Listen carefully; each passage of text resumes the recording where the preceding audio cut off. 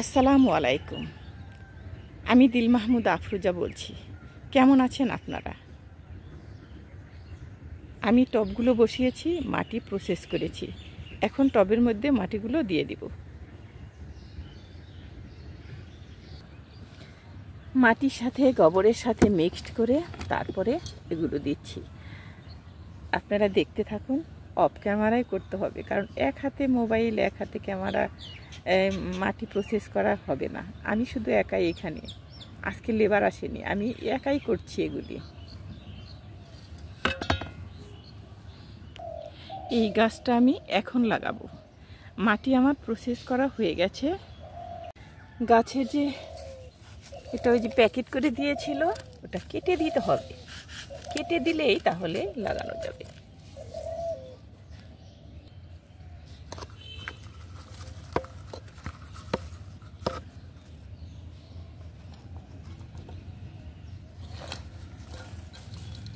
কখনো গাছ লাগাইনি, এটাই আমার ফার্স্ট।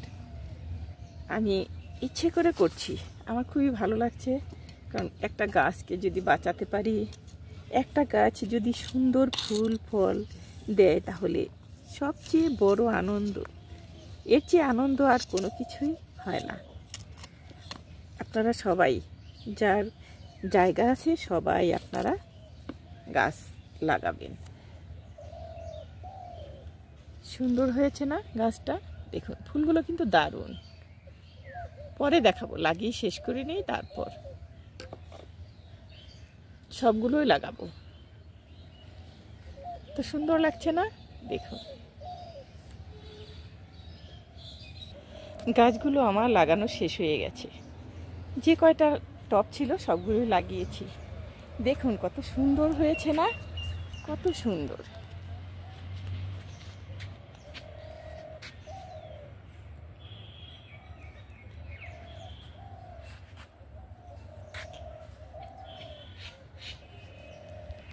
কিছু কিছু আশা আছে, কিছু কিছু নিরাশাও আছে। আশা করেছিলাম টবগুলো আমি লাগাবো, সত্যি সত্যি আমি লাগিয়ে ফেলেছি। আজকে সুন্দর সুন্দর চারা এনে লাগাবো। আপাতত যেটা পেয়েছি সেটাই লাগিয়েছি। তবে কেমন হয়েছে সেটা জানাবেন সবাই মিলে।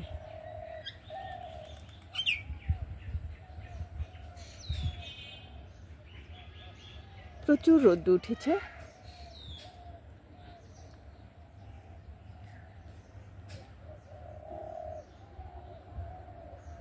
আসসালামু আলাইকুম। আমি দিল মাহমুদ আফরোজা। আপনারা কেমন আছেন সবাই?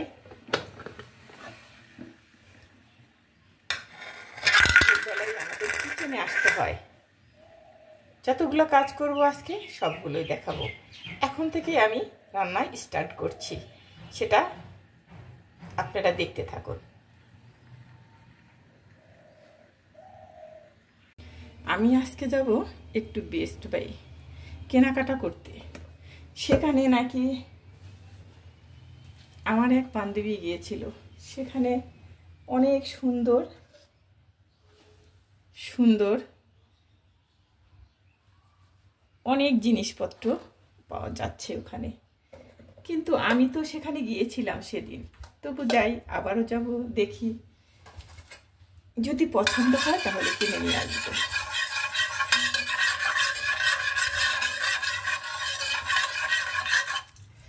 আজকে আমি এখানে রান্না করব ডিম ভুনা।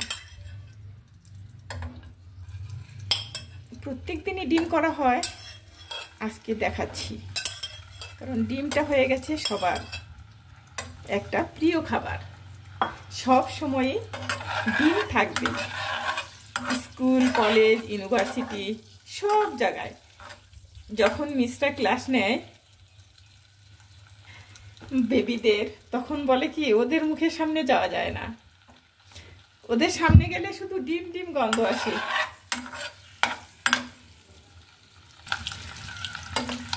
দুপুরের রান্না স্টার্ট করছি। কি কি রান্না করব সেটা সবই আপনাদের সাথে শেয়ার করব।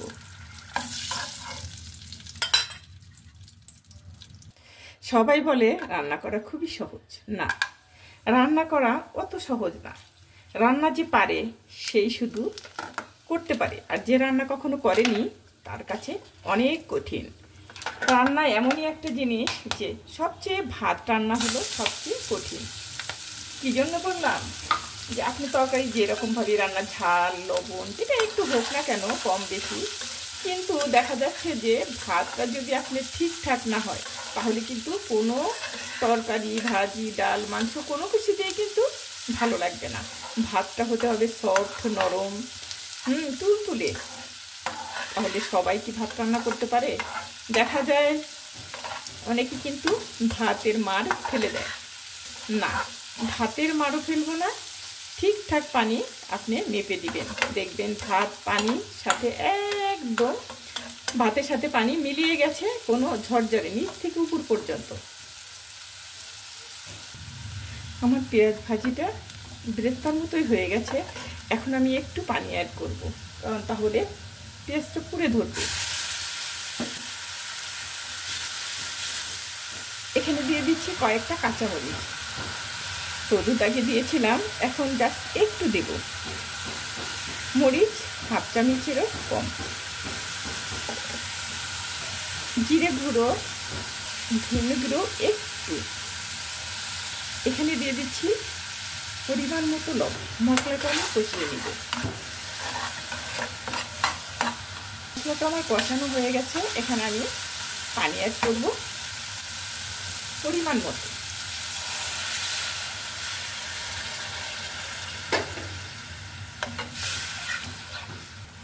এখানে ডিমটা আমি কাটা হয়নি, এখানে আমি মাঝখানে একটু করে কেটে দিচ্ছি।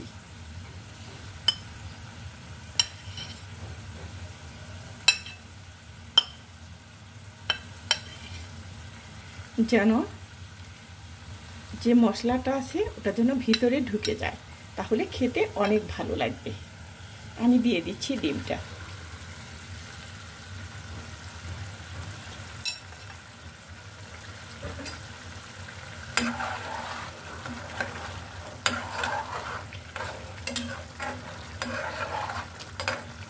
আমরা যেটা ছোটবেলার থেকে বলে আসছি সেটাই বলবো। আমি বলবো ডিম ভুনা।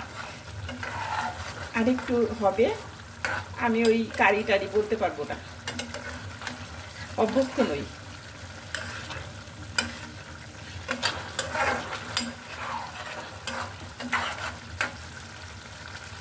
আমার ডিম ভুনাটা হয়ে গেছে।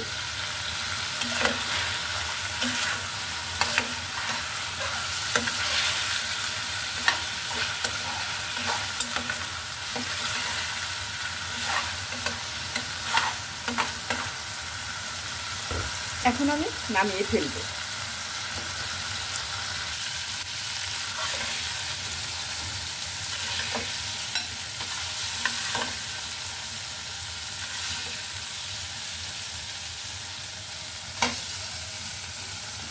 আজকে আমি মাছ রান্না করব মেখে। এখানে 1 চামচ গুঁড়ো মরিচ দিচ্ছি, 1 চামচ হলুদ গুঁড়ো দিচ্ছি, ধনে গুঁড়ো হাফ চামচ, জিরে গুঁড়ো দিচ্ছি 1 চামচ। এখানে দিয়ে দিচ্ছি রসুন বাটা 1 চামচ কেটে রেখেছি, সেটা দিয়ে দিচ্ছি। বেশ কিছু পেঁয়াজ কুচি, পরিমাণ মতো লবণ, লাগলে পরে দিব। একটু করে তেল দিব। ফ্রিজে রাখা ছিল, মনে ছিল না। 2 পিস আদা। এখন আমি এটা ভালো করে মেখে নিব অফ ক্যামেরায়। মাছটা আমি মেখে নিয়েছি, এখন আমি যাচ্ছি চুলায়।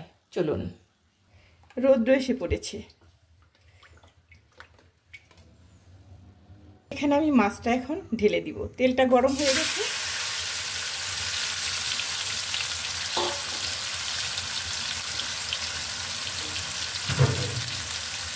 আমি আলতো হাতে একটু নেড়ে দিব। এখনই যা নাড়াচাড়া করা যাবে, পরে আর করা যাবে না।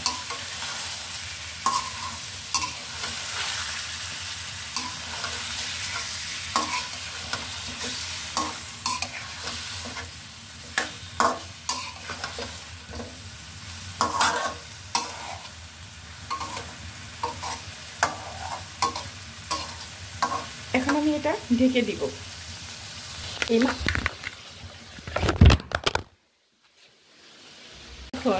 মাছের মধ্যে একটু করে পানি দিয়ে দিব, বেশি দিব না, কারণ সিদ্ধ হতে যেটুকু সময় লাগে আর কি। বেশি নাড়াচাড়া করা যাবে না, মাছের মধ্যে প্রচুর তেল। এখন আমি ঢেকে দিব। এখন ঢাকনাটা উঠিয়ে ফেলে একটু নাড়াচাড়া দিয়ে নিব, তাহলে ভেঙে যাবে। এভাবে প্রেস করতে হবে।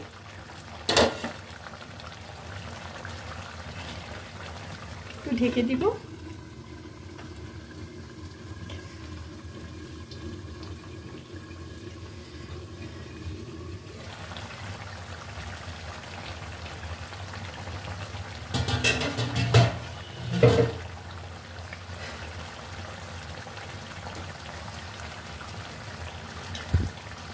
এখন নামিয়ে ফেলব।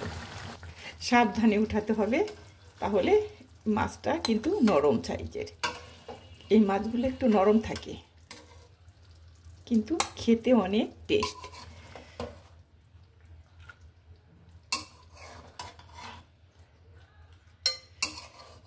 আমি সবগুলো মাছই উঠিয়ে ফেলব।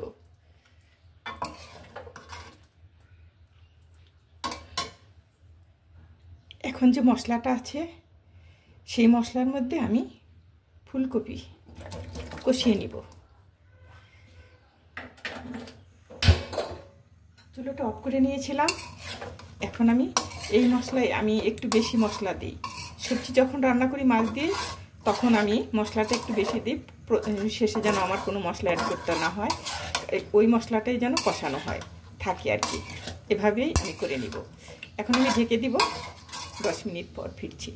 এখানে শুধু একটু লবণ অ্যাড করব।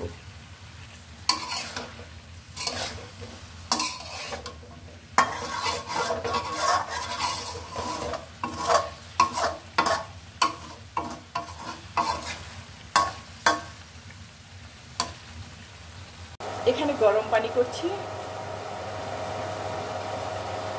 গরম পানি তরকারিতে দিয়ে দিব।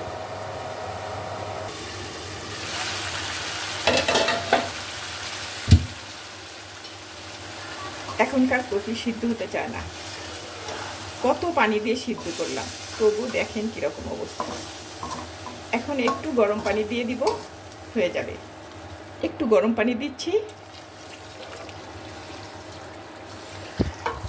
হয়েছে। এখন একটু ঢেকে দিব, ফিরছি 10 মিনিট পর। এখানে একটু জিরে গুঁড়ো দিয়ে দিচ্ছি ভেজে। এখানে দিয়ে দিচ্ছি মাছ।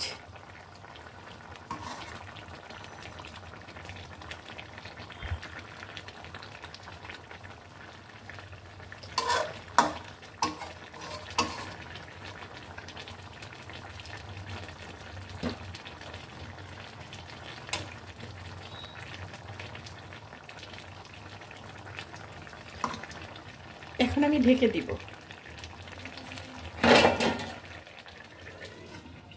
ফিরছি 5 মিনিট পর। হয়ে গেছে আমার তরকারি। এখন আমি নামিয়ে ফেলবো। তরকারিটা আমি বেড়ে নিচ্ছি।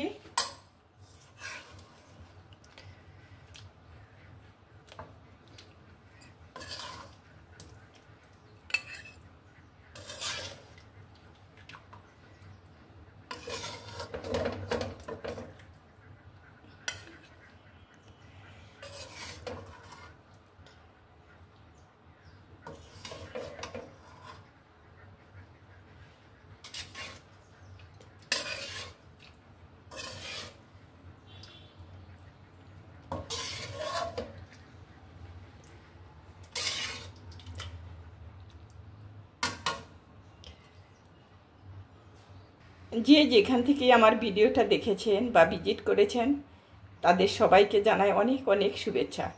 তারপরেও কেমন হয়েছে তরকারিটা, কমেন্ট লাইক দুটোই করবেন প্লিজ। লাইট একদম হচ্ছে না, দিবেন। অনেক কষ্ট করে রান্না করা হয়, আপনারা দিবেন না কেন? যারা দেন না তারা দিবেন, আর যারা দিয়েছেন তাদের থ্যাংক ইউ। Allah Hafiz.